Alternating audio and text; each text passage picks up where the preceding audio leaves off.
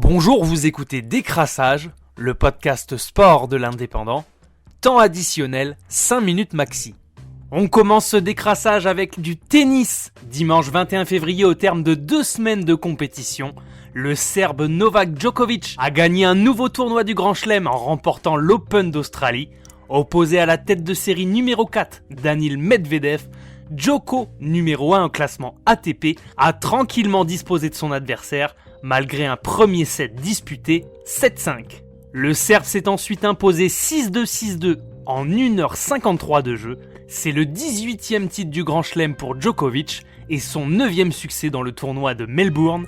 Il est désormais à 2 longueurs de Rafa Nadal et Roger Federer dans le nombre de victoires en tournoi du Grand Chelem.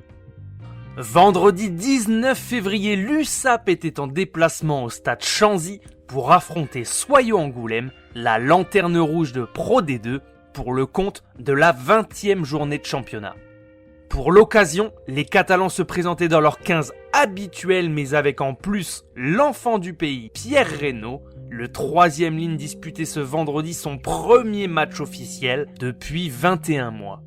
Et l'USAP ne se sera pas facilité la tâche avec un carton rouge pour Charles Jelly dès la 20e minute, laissant ses partenaires à 14, un rouge qui a finalement libéré les Catalans pour prendre le match à leur compte, selon les propos du coach de l'USAP, Patrick Arletaz.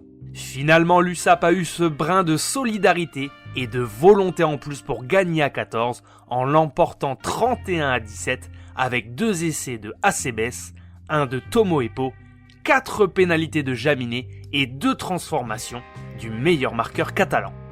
Pendant ce temps, Vannes, qui recevait Nevers, n'a pu faire que match nul 17-17.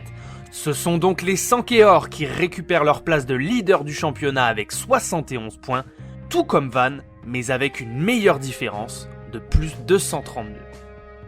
Vendredi 26 février prochain, les Catalans recevront à Aimé Giral Valence-Roman, avant-dernier du championnat, pour une victoire impérative pour assurer leur place en tête de Pro D2.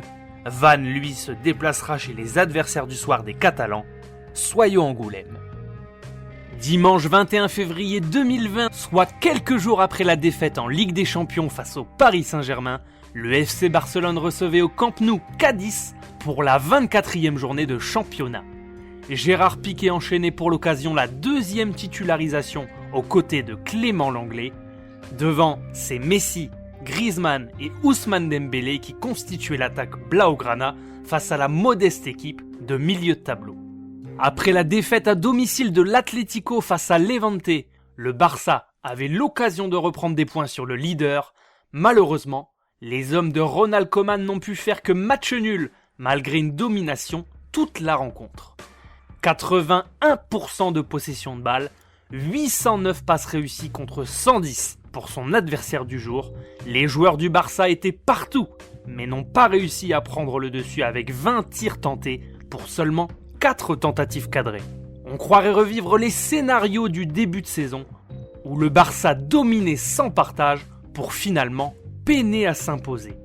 Ce sont pourtant les coéquipiers de Léo Messi qui ont ouvert le score dès la 32e minute par penalty, avant que Fernandez ne réduise lui aussi le score en fin de rencontre à la 89e, après une faute concédée par Clément Lenglet.